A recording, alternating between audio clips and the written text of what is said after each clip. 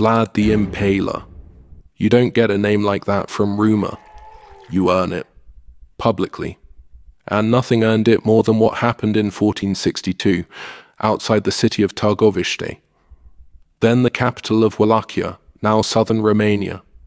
An act so horrific that even the Ottoman Sultan turned back.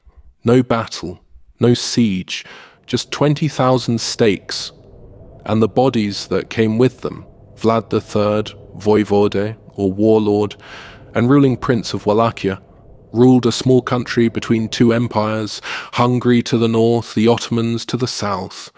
For a while, he paid tribute. Then in 1461 he stopped. He crossed the Danube and attacked Ottoman towns. In a letter to the King of Hungary, he claimed to have killed over 23,000 Turks. He sent the heads to prove it. That got Sultan Mehmed II's attention. In 1462, Mehmed marched into Wallachia with up to 90,000 men.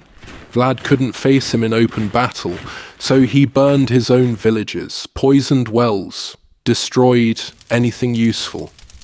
Then he left a message. As Mehmed's army approached the capital, they came over a hill and saw it, thousands of tall wooden stakes, and on each one, a human corpse rotting and split open. Vlad had impaled around 20,000 people, soldiers, prisoners, rebels. The smell was overwhelming.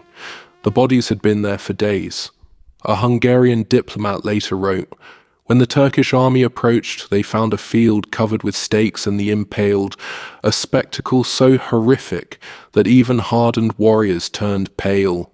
Impalement wasn't new. But no one used it like Vlad.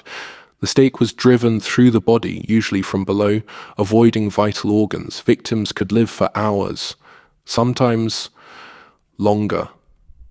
A Greek historian wrote, "He did not care how many he killed this way. He didn't bother to hide the bodies. He wanted people to see them. This wasn't punishment.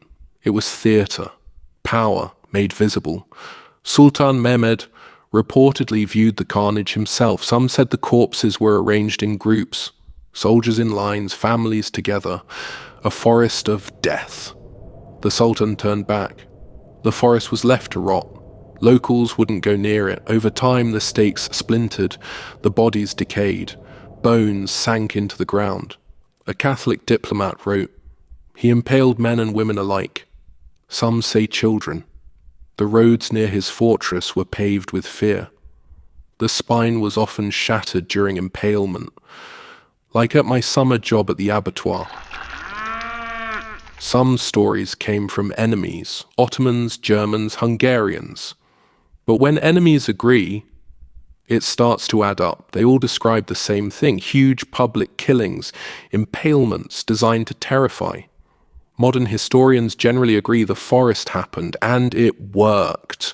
Vlad also impaled nobles who betrayed him, women accused of adultery, tax dodgers, anyone who crossed him. One story says he invited a group of lords to dinner, asked how long they'd served his predecessors, then had them all impaled. Another says 2 monks disagreed with his methods, so he added them to the display. Some also said my thesis lacked restraint. I still say it was ahead of its time, that time being before the trial. There's no solid evidence Vlad drank blood. The vampire stuff came later, mostly from German pamphlets. Bram Stoker took the name, not the facts. The real Vlad didn't need fantasy. What he did was worse. The Forest of the Impaled wasn't built to win. It was built to make people remember who they were dealing with. And they did. I'm Crispin Vyle, and you'll have to forgive the tone. I studied forensic anthropology, briefly, until the incident. Next time, a Hungarian noblewoman with a bath, a knife, and far too much time on her hands. Like, subscribe, remember, the past isn't dead, it's just waiting for you to lie down.